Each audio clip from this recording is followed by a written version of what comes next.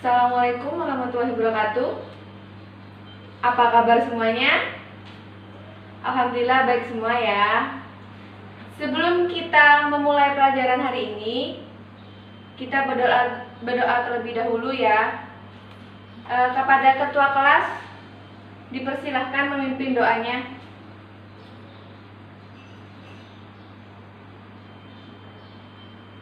Baik, berdoa selesai. Sebelum Ibu melanjutkan ke materi yang minggu lalu, Ibu absen terlebih dahulu ya.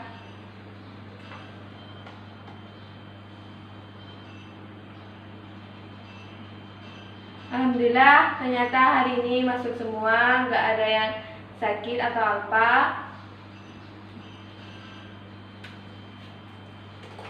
Ibu bakal melanjutkan materi minggu lalu.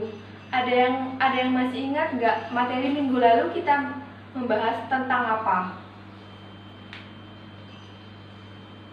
Betul sekali, minggu lalu kita sudah membahas tentang sejarah akuntansi, apa itu akuntansi, dan sekarang Ibu bakal menjelaskan tentang proses siklus akuntansi.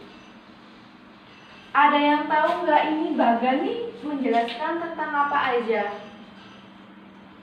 Di sini kan Ibu sudah ada 3 poin kan ya. Nah, selanjutnya itu kalian yang akan mengisi jawaban yang ada di sini. Satu siswa satu jawaban yang bisa bakal Ibu tunjuk dan Ibu kasih nilai. Proses akuntansi di sini, yang pertama kita tulis ya, kita tulis proses akuntansi.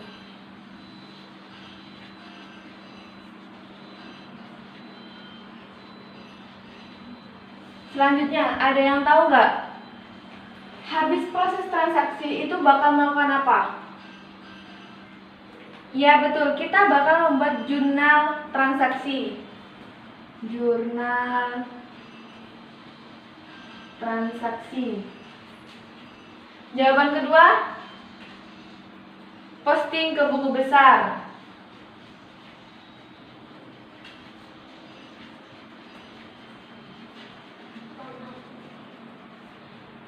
Yang ketiga itu kan ada menyusun neraca saldo. Yang keempat, ada yang tahu apa jawabannya di sini? Ya betul, kita bakal menyusun laporan keuangan.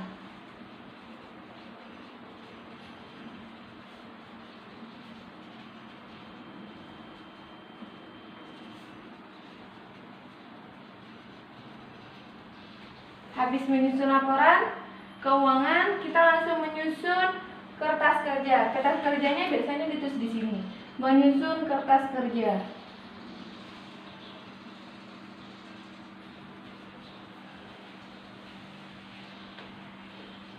Selanjutnya, ada yang tahu di sini kita bakal menjelaskan tentang apa?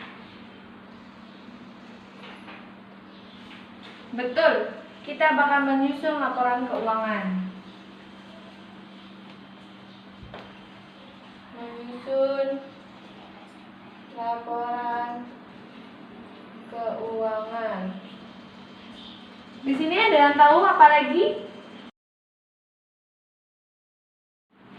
Ibu bakal menjelaskan satu persatu dari pengertian ini. Proses akuntansi itu harus ada identitas transaksi. Itu biasanya tuh seorang akuntan diharuskan mengidentifikasi transaksi agar dapat dicatat dengan benar. Biasanya itu tidak hanya mencatat transaksi, itu harus memiliki bukti seperti nota atau kwitansi. Nah, selanjutnya jurnal transaksi, mencatat ke dalam jurnal transaksi itu biasanya ke dalam buku jurnal secara berurutan. Proses ini disebut journalism. Terbagi menjadi 2, biasanya tuh ada jurnal khusus dan jurnal umum. Pencatatan jurnal ini dimasukkan ke dalam suatu rekening yang di debit atau di kredit. dan posting ke buku besar. Tahapan setelah pencatatan transaksi itu ada posting ke buku besar. Pada umumnya itu sebuah perusahaan memiliki daftar susunan rekening buku besar sebagai charge of account. Biasanya itu ada kode, kan ada ya. Nanti ibu bakal jelaskan ke pertemuan selanjutnya itu bakal ada di sini tuh nama, terus ref, kredit dan debit. Penyusun neraca saldo. Dengan cara memindahkan saldo yang terdapat ke buku besar ke dalam neraca saldo itu harus disatukan. Apabila tidak seimbang, maka akuntansi itu harus mencari kesalahannya yang terjadi sebelum menyusun laporan. Selanjutnya ibu bakal menjelaskan tentang menyusun neraca setelah disesuaikan atau setelah penyelesaian. Biasanya tuh penyusun neraca saldo yang kedua dengan cara memindahkan saldo yang telah disesuaikan pada buku besar ke dalam neraca saldo yang baru. Saldo dari akun pada buku besar itu dikelompokkan menjadi aktiva dan pasiva. Selanjutnya ibu bakal menjelaskan tentang menyusun laporan keuangan. Nah, selanjutnya ibu bakal menjelaskan tentang menyusun laporan keuangan. Penyusunan laporan keuangan ini berdasarkan informasi yang ada di neraca saldo setelah penyelesaian. Itu biasanya ada laporan perubahan modal, laporan laba rugi, neraca atau laporan arus kas. Membuat jurnal penutup. Itu atau bisa disebut dengan menyusun jurnal hanya di akhir periode akuntansi. Pada akhir periode rekening nominal itu harus ditutup karena rekening tersebut digunakan untuk mengukur aktiva atau aliran sumber yang terjadi periode berjalan. Selanjutnya adalah menyusun neraca saldo setelah menutup akun nominal.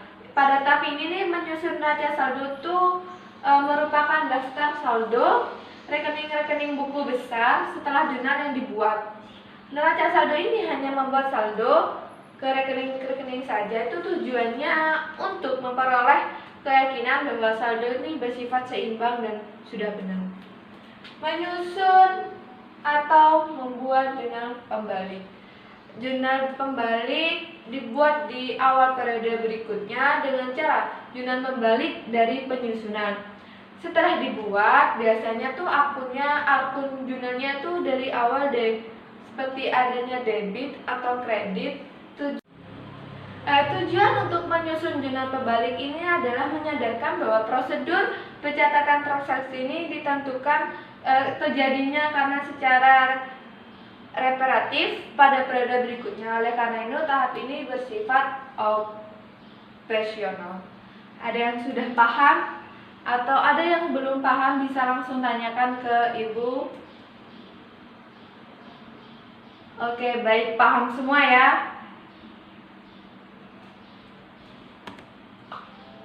Paham semua? Alhamdulillah, ternyata sudah paham semua. Sebelum ibu tutup pelajaran hari ini, ibu bakal memberikan tugas kepada kalian untuk memberikan masing-masing contoh dari jurnal transaksi, posting ke buku besar, menyusun neraca saldo atau menyusun laporan keuangan. Berikan masing-masing contohnya, dikumpulkan minggu depan. Kesimpulan hari ini, siklus akuntansi ini merupakan serangkaian langkah-langkah yang terjadi selama periode waktu tertentu sehingga menghasilkan laporan keuangan yang berguna bagi para pemakai laporan keuangan, baik dari pihak internal maupun pihak eksternal.